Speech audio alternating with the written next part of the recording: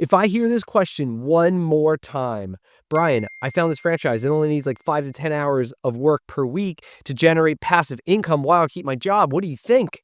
Me. Look, I get it. You got a good job. You got a family. You heard that the average millionaire has like 7 streams of income. You want to build something significant without risking it all. I get it. Is it possible? Yes, but you are asking the wrong question. And if you don't understand what I'm about to tell you, you are going to lose a lot of money chasing a fantasy. Semi-absentee ownership sounds amazing. You get to put a little money in, you get to hire some people, you get to lead, you get to manage, you don't have to be in the weeds, all while collecting a check, making money from a business, passive income, baby. Sounds great, right? But the challenge is it's not that easy. And this semi-absentee ownership, semi-involved, like it's a buzzword that's used to sell franchises to high-income professionals. And here's the truth. It is never easy and it is never that quick. But the question I have for you is, what are you really chasing? Because when people say this to me that, hey, I want to buy this like semi-absentee business, or I just want to like hire a manager and do it, I ask them, well, what are you actually looking for? Like, really, is it passive income, right? Or is it that you are afraid to quit your job and go all in on this thing? And there's a big difference, because if you're just looking for passive income, you're saying, hey, well, I want to invest in franchises because like I want to get a return. I can tell you right now, there are way better places for you to invest your money that have less risk, less stress, less headache, less downside, all of that. Like go put into real estate, go put into like an established business that's raising money for some big deal, but don't go out and buy franchises. I'm telling you, because there are a lot better ways. Now, on the flip side, if you say, listen, I really want to be in this, I want to be in this ownership, I like view franchising as my path to eventually quit my job, and so I can go all in on it, we can work with that, okay? Because it's a legit concern, right? It's a legit concern. You have a lot of people that rely on you. You have your family and your friends, and like, what if you fail? And what if it doesn't work out? You have a lot on the line. And the thing is, though, if you put part-time effort into anything, a business, real estate, anything that you want to get into, if you put part-time effort into it, you are going to get part-time results. It is going to go slower. It is going to take you way longer. And it's probably not going to be as much fun, to be totally honest, because you just got like all this stuff to deal with and you're not really in it. Versus if you went full-time in the business and said, listen, I'm all in, I'm going to grow this thing. You are going to learn it faster, grow it faster, make more money faster. And you're going to have so many more reps in a short amount of time that you're going to be able to get through it and then ultimately get on track to where you want to go. I know a lot of people who have made this transition from corporate America into franchise ownership. And I want to tell you how they've done it, how it works. But to start, let's go over the failures of where it definitely does not work. So let's get into where I see the biggest failures. This is the one where I think it's really hard to succeed in a semi-absentee business. Number one is anything that's very sales heavy.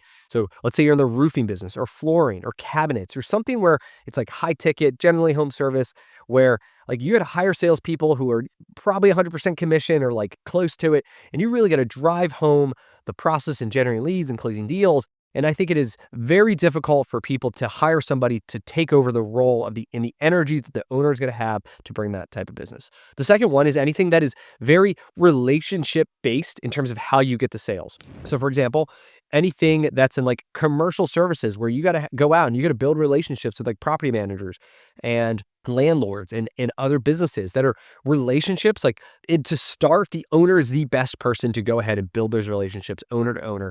And I've seen it work tremendously when people execute it that way. I've seen it really struggle, including myself, which I'll tell you in a minute how I failed at this in that type of business. The next one is anything that's very people heavy. So for example, a senior care business, a cleaning business, any businesses have very high turnover and like, there's a lot of people involved. It's the same thing where I struggle to see it work. And then finally, anything that is very custom. So custom manufacturing of glass, of signs, anything that's like custom repair, and there's like a lot of detail. Generally, those businesses, it's hard to get people kind of trained and up to speed for doing those repairs. So then the owner ends up being like the main steady person involved so that they can be the ones to like be the backup, right? And so generally not very scalable businesses, in my opinion, in part because of this, the heavy owner reliancy. So a number of years ago, I was at this like point in our Midas business. So we had an auto repair business. I think I had a couple stores back then. And I don't know, I just didn't like the direction of the company at the time. And I was like looking for other opportunities to say, how could I diversify and how could I spread out my money and de-risk and like, all these fancy terms. And I ended up finding another franchise that was an auto parts distributor.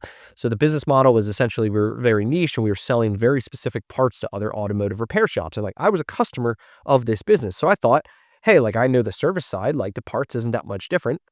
And so I bought into this business and a large territory and hired a manager to run it because like I was the leader and the owner and the driver of her auto repair business. And so I needed somebody to kind of run all the day to day in the parts business. But I thought it's an easy business. It's simple. We're just like selling parts, right?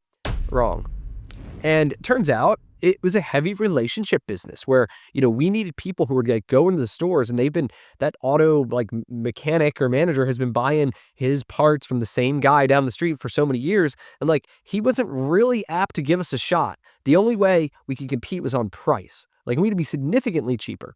So now to get my foot in the door, I gotta cut my margins and I gotta have a low price. But then he also wants fast service. So now I need like all these drivers and all this inventory in it to be able to get not only a good price, but also fast service and availability. And to break in and to overcome those relationships.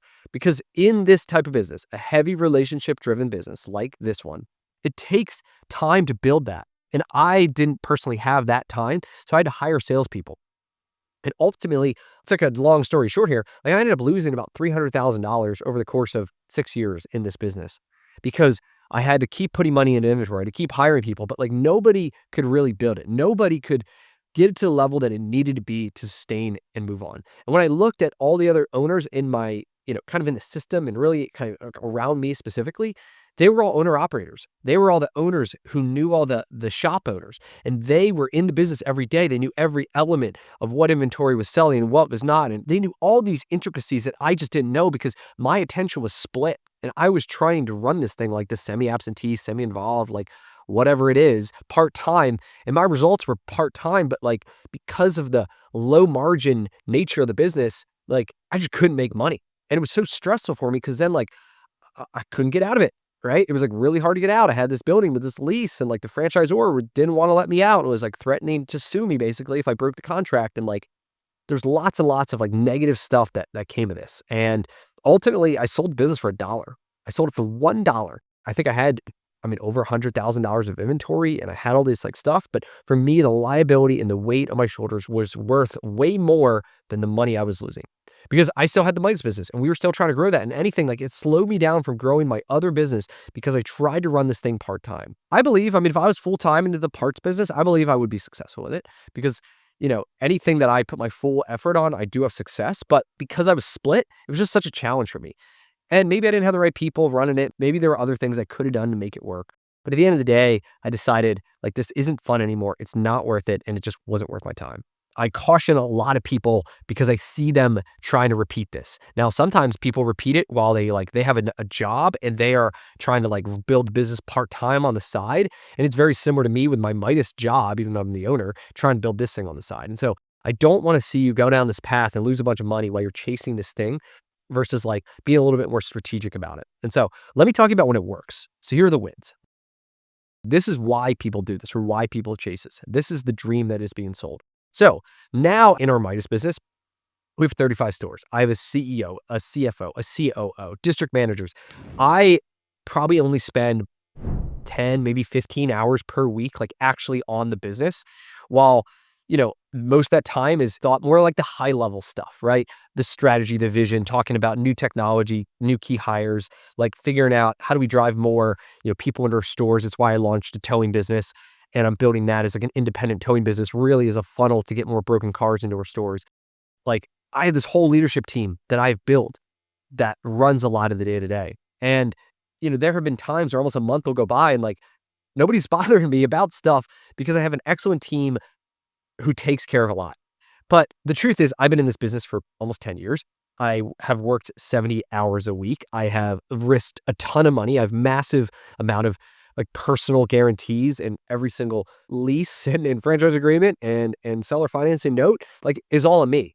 And, I have earned the right to be where I'm at today.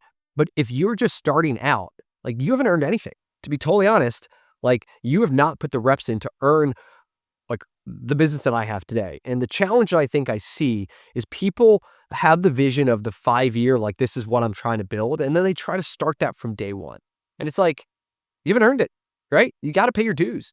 And so if I was good to do it today, or if I was going to make a recommendation to you to say, how do I do this thing while keeping my job, while having these other businesses, whatever it is, how do I actually make it work? If I really want to do it, here's exactly how I do it. Number one, I'd get into the right model. Earlier, I told you about all the things not to do, the high ticket sales driven businesses, people businesses, relationships, custom stuff. What I would look for is something that is simple and extremely process driven, because your goal is that the process is what drives results, not individual people. If individual people drive results and you have a lot of turnover because you don't have the right like leadership and vision and all that stuff, you're gonna have inconsistent results. But if it's process driven, where like, hey, we can have like anybody doing this thing and we can have results, like a lot better. So I would look at gyms. Like I would look at, I don't know, an Anytime Fitness, for example, where the money you're making is really based off of having gym equipment available 24/7 that people are paying a membership for. And like in theory, no one could show up for a day and customers can still like get in and have their key fob, and like you could just have like a third party come and clean the gym, and like you would still be making money. If nobody showed up to open my Midas shops, like we would make zero money. We would lose money that day.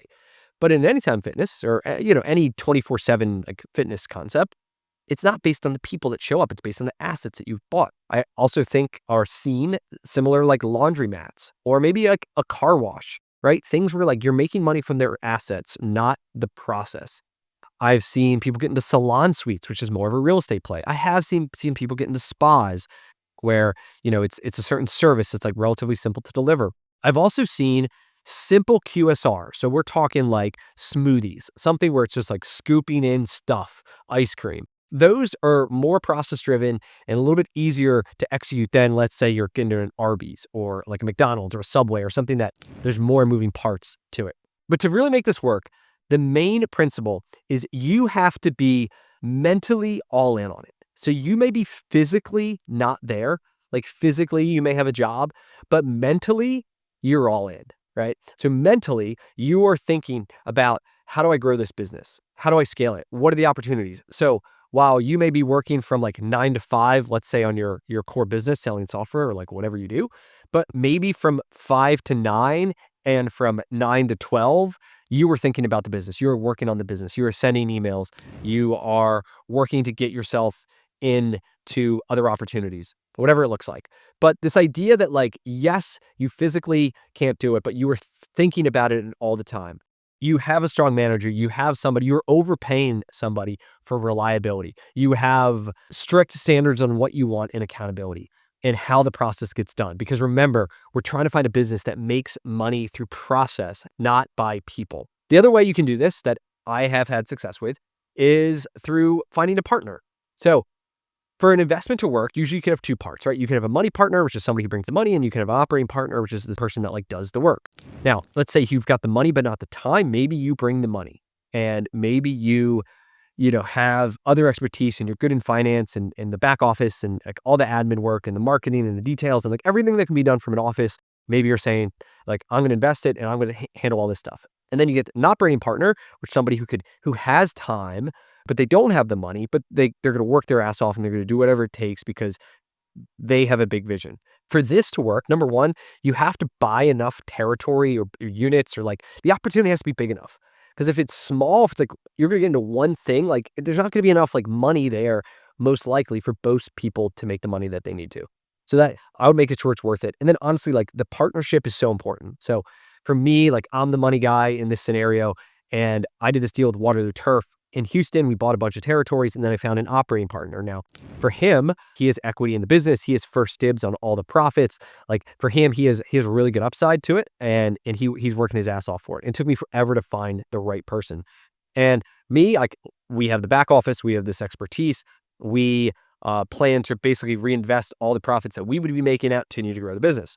We'll see how it all works, but like we're a couple months in and we were having success, but a lot of times it's not necessarily because of me. I mean, I'm definitely part of it, but I have a really good partner, and that's a big part of this. So, franchising is an amazing vehicle to build wealth and cash flow. It's changed my life. It changed so many other people's lives. And I just want to leave you that it takes work, it takes effort. It is simple in terms of what can be done, but it's not easy. And I just see so many people who get sold this idea that you could just like buy something and hire a manager, it just like prints money.